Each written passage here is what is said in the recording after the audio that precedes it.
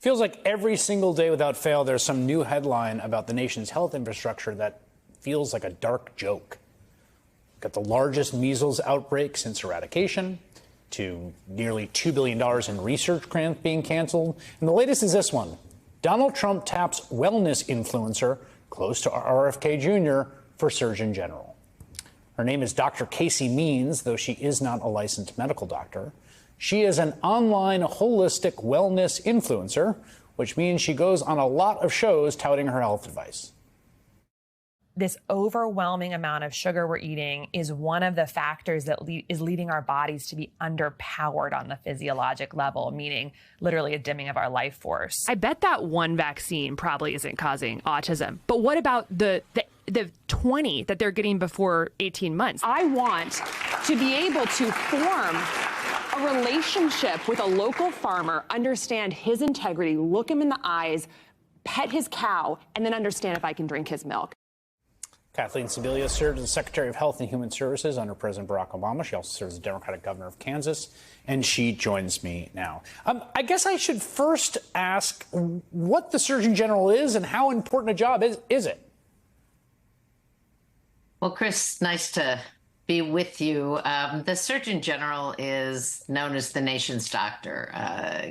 They don't have individual patients, they have the country. And it's more of a public face for public health, a person who is called upon to pick strategic messages, push them out to the American public, travel around the country, and hopefully get the attention of the American people around issues that can make us healthier and live longer and extend life. So it's an important position.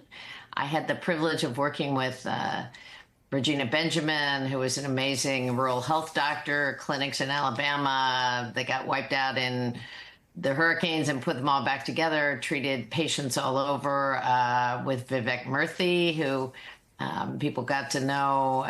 He focused on loneliness and focused on isolation. He did an amazing mental health job. So it's a position that can have real impact on people's lives day in and day out. Yeah, I mean, at one level, right, because it is a very public-facing job, and it is a messaging job, it's an attention job, having someone who's clearly good at that, she's a professional influencer, and you can see from the clips, like, she is a compelling person to listen, talk to, makes a certain amount of sense. Some of what she's saying, like, we, have chronic disease in this country because we eat too much sugar, is kind of non-controversial. But then it seems like there's a fair amount of woo-woo nonsense in there, and she's also not a licensed physician, and her views on vaccines make me very nervous. And I guess I wonder, like, how bad is it? What do you think? Well, it can be really bad.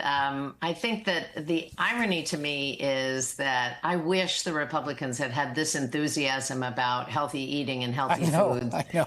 When Michelle Obama had this as her agenda starting in 2009, 16 years ago, calling out childhood obesity, redoing school lunches, looking at ways that, John Hickenlooper, now a senator as mayor of Denver, had scratch kitchens put in every school in Denver. Head Start, which has just been canceled by HHS, has an entire program teaching parents to cook and teaching kids about healthy food. So I think there's a lot of common ground on that issue.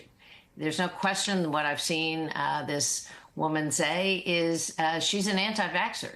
That's terrifying. That is a terrifying position for the secretary to hold. It's a terrifying position for the Surgeon General, and it will confuse and potentially kill people in this country if parents really aren't sure of the advice they're given. Go after processed foods, go after salt and sugar in food, talk to your colleague in the ag department to take on the food industry and to, make sure that people can have fewer antibiotics in the meat that they eat. Those are all things that could make us healthier. We had a huge prevention fund in the Affordable Care Act that the Republicans called for years a slush fund that gave cities and schools and counties. So there's a lot of common ground here. It seems like this team has just woken up to the fact that, we could do something about the food we eat and the movement that our kids make and the opportunity to live healthier, to stay out of clinical medicine. But boy, you mix that with lots of false information and making up stuff and pushing supplements that have no proven value, and then you have a real mess on your hands. Yeah, and we should say, she's written that there's growing evidence that current extreme growing vaccine schedule is causing health declines in vulnerable children. It needs to be investigated. I mean, there's more than messaging here, too. I mean, the RFK's HHS looks like it's targeting vaccines at an actual operational level, not just at that. Quickly, in the last minute here, have you followed the raw milk thing? Like, it is such a huge deal for these people. Now, my understanding is if some small marginal group of people want to drink raw milk, it's probably not worth a ton of government resources to stop them. Okay. But doing it at scale seems like a crazy thing to do and to promote for the government. What do you think? Well, again, I'm not an expert on dairy products. What I know is, much like vaccines, pasteurization was a huge improvement in that's pretty good health and well-being of people. And decades ago, that decision was made and the problem was solved. So I have no idea, what the benefits could or might be. What I know is lots of doctors who do have medical licenses and see patients, lots of scientists say this is pretty dangerous for a bunch of people, and I believe them.